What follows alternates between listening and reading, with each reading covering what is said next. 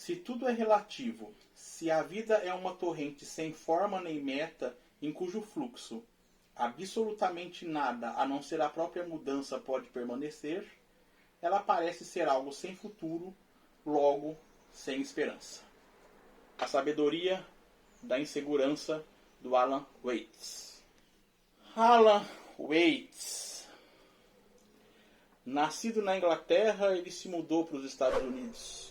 Um filósofo, um teólogo, e ele foi de 45 a 50 um ministro episcopal, mas depois abandonou isso.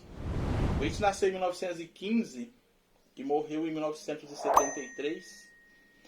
Ele é um dos principais responsáveis por trazer a filosofia do Oriente para o Ocidente. O grande tema desse livro, a sabedoria da insegurança, e que é mais insegurança do que o fato de morrer. Então sim, este é um livro que vai tratar do tema da morte. E como tratar da morte se não falarmos da vida, né? Estar vivo é o que nos levará à morte.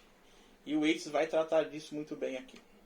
E ele vai tratar também da nossa ansiedade. Tanto que o livro tem um subtítulo: Como sobreviver na era da ansiedade. E se você olhar esse subtítulo numa livraria, se você olhar esse título em uma livraria, quando se trata da questão da ansiedade, você vai imaginar que estamos falando dos tempos atuais, do contemporâneo. Não, não estamos falando do contemporâneo, apesar deste livro servir muito bem ao fato dos tempos em que estamos vivendo. Mas esse livro do Alan foi publicado em 1960. Ali bem no meio da Contra-Reforma, onde surgem os movimentos contra a Guerra do Vietnã, os hippies, entre outras coisas. E já naquela época ele estava preocupado com a questão da ansiedade. Imagine nos dias de hoje, com as redes sociais, as mídias, WhatsApp, Facebook, Instagram, a televisão em si, os telejornais, as revistas, os livros virtuais, os livros físicos, os jornais. Nós estamos o tempo todo sendo carregados de informações. É despejado sobre nós milhares de informações por dia, por hora, por minuto, por segundo. É só a gente querer e a gente ir atrás. E ainda que não se vá, mesmo assim recebemos. Basta você abrir o seu Twitter que você vai ter informações, atacado. Mesmo que você não queira saber, você vai ter notícias verdadeiras e notícias falsas. E aí há a necessidade de separar isso. E como separar? Como saber o que é verdade, como saber o que é falso? Tudo isso, este carregamento de informações, serve para colaborar a nossa ansiedade. E também serve, num tema mais amplo que não só a vida, para aumentar a nossa insegurança sobre tudo que está acontecendo no mundo.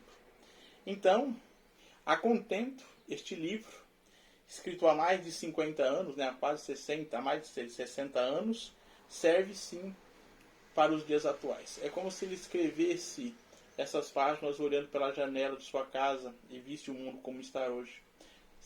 Principalmente com uma pandemia que veio ainda nos trazer mais insegurança. Mas é necessário, como ele diz aqui no livro, separar, saber viver. Entre vários temas discorridos aqui, você tem a questão das pessoas que fazem o bem buscando o benefício próprio. Então, se você faz o bem buscando o benefício próprio, você não vive para você. Você vive para o que os outros pensam. Entre todas as histórias que está dentro desse livro, é um livro de filosofia, e digo para vocês que quando eu o peguei para ler, peguei meio vexado. Não queria muito, não estava muito animado com a leitura, mas eu sou insistente. E por que eu estava assim meio receoso de começar a leitura? Porque eu já peguei outros livros sobre ansiedade, inclusive de um autor brasileiro, que no futuro falaremos dele no canal, mas na época em que peguei os livros dele para ler, me refiro ao Augusto Cury, não gostei e achei o tema mal desenvolvido. Então já peguei com a suspeita de que aqui nós teríamos também um tema mal desenvolvido. Não sei se o livro do Augusto Cury, para mim, era mal desenvolvido na época ou se eu não tinha bagagem suficiente para compreender. Talvez no futuro, quando torne a lê-lo, possa ser que eu compreenda. Mas esse aqui é completamente o contrário. Gostei bastante da forma em que ele é escrito, das colocações que ele faz. Inclusive, dessa busca em nós pensarmos no mundo, nossa participação nele como um todo. E não como exclusividade de cada um. Como se o mundo fosse meu e não fosse seu. Como se o mundo fosse seu e não fosse meu. Então, um dos temas também que ele traz aqui neste livro é a questão da unidade. Inclusive, ele vai nos contar em suas páginas uma história de que um homem morre e ele chega às portas do céu, está fechado, e ele bate. Quando ele bate, pergunta: quem está aí? Ele fala: eu. Não é permitido que ele entre. Passa-se algum tempo, ele volta novamente, bate naquela porta e pergunta: quem está aí? Ele fala: eu.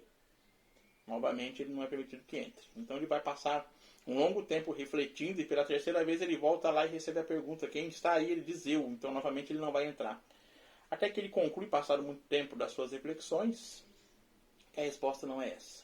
Ele bate na porta e é perguntado: quem está aí? Ele fala: você mesmo.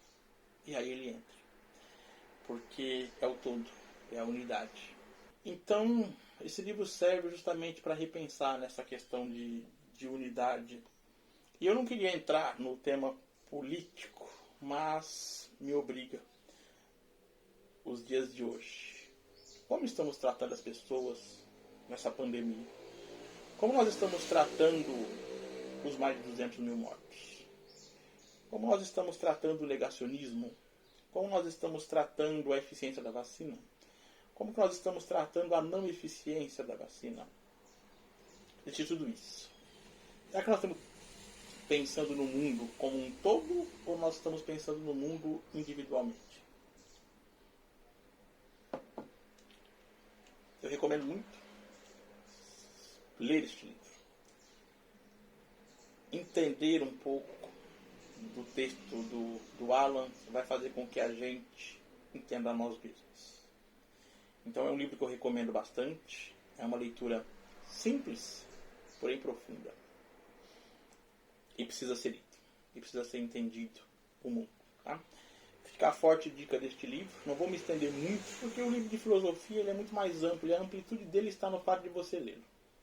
Quando você lê, ele vai atingir a sua profundidade. Então, para cada pessoa que lê livro de filosofia, na minha visão, ela alcança uma profundidade. Em mim, pode ter sido mais raso do que em você. Então, fica a dica deste mundo cheio de ansiedade, de insegurança que a gente vive, e um livro escrito há mais de 60 anos esteja tão atual. Eu acho que essa atualidade do livro é que torna ele um clássico. E podemos dizer que, devido ao tema, este livro acaba sendo um clássico da filosofia. E também vai fazer você refletir mais, não só sobre a vida, como também a morte, como a experiência, como o desejo, o prazer.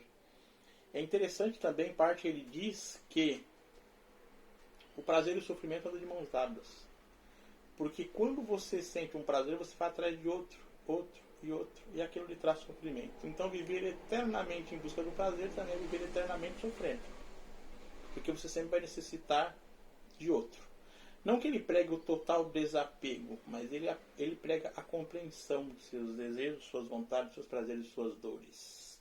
Ok? Não tenho muito mais a falar, a não ser pedir que vocês se inscrevam no canal, deixem o seu like e ajude a divulgação. A gente sempre traz todos os temas, todos os tipos de livros possíveis.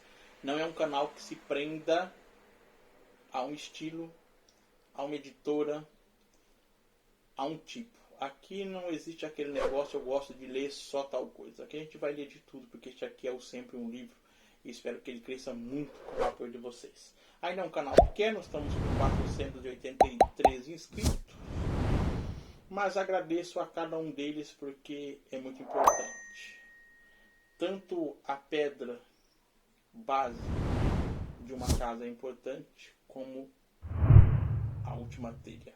Então vocês são minha base, minha telha. Muito obrigado e até mais.